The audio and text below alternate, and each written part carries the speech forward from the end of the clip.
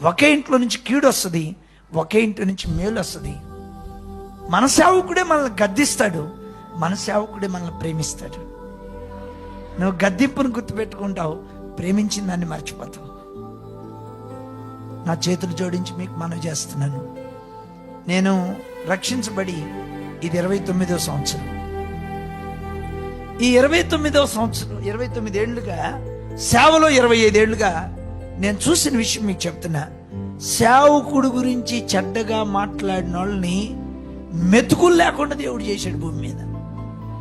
వాళ్ళు ఏ సంఘానికి చెందిన సేవకుడైనా కావచ్చు.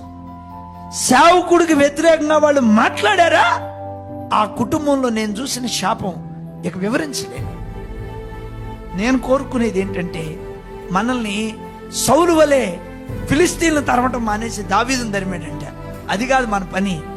మనం స్వార్థ వినని ప్రజల్ని ప్రభు కొరకు పట్టుకోవాలి. మన గురంతా అదిగా మారాలి.